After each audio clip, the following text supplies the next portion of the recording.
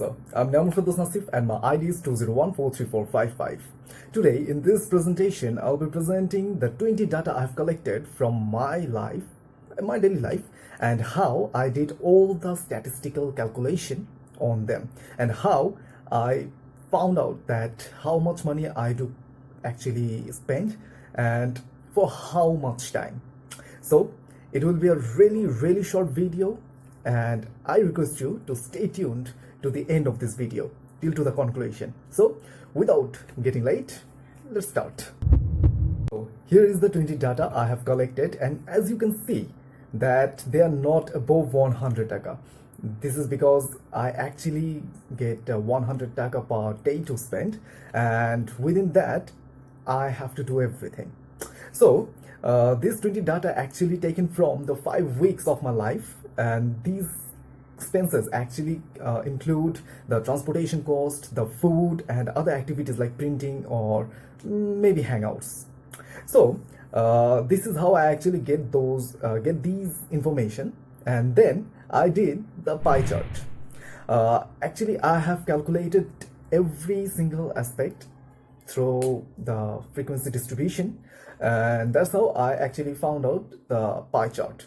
Now here you can see that the most expenses I have done is 54 taka to 78 taka, and they are both 30% and 30%, and then the largest amount is 25%, which is actually really interesting because it is 78 to 90%, 90 taka, sorry. Then the lowest amount I have spent, that is 60 to 70 taka, and then it comes that 10%, which is 30 to 42 taka. Here actually it is shown that in these 20 days how much money I have spent in how much frequency, and it actually shows how much money I actually do spend within the 100 taka. And then it comes the scatter diagram. It actually shows a really great thing, that is time and the expense.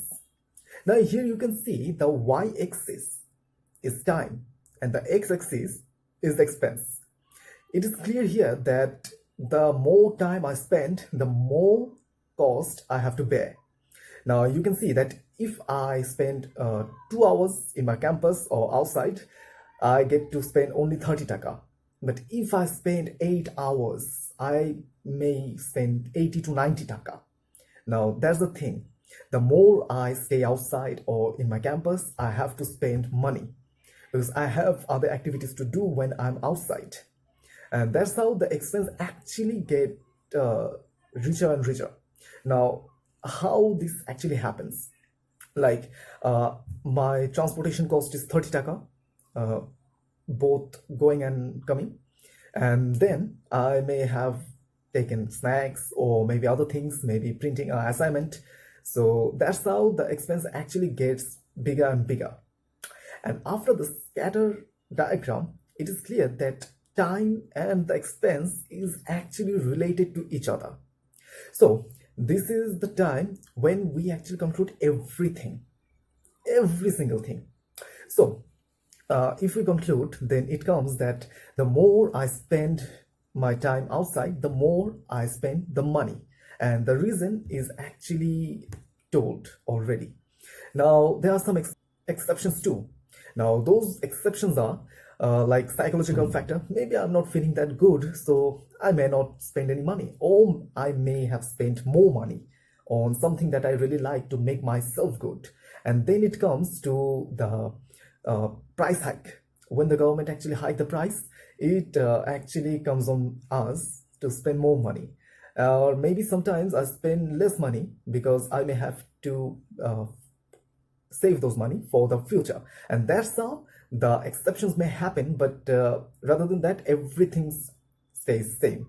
So that was all from my side, and that was a simple and a sum up conclusion presentation of my assignment. Thanks so much, sir, for listening to me, and I hope you got the clear idea on my assignment and the presentation.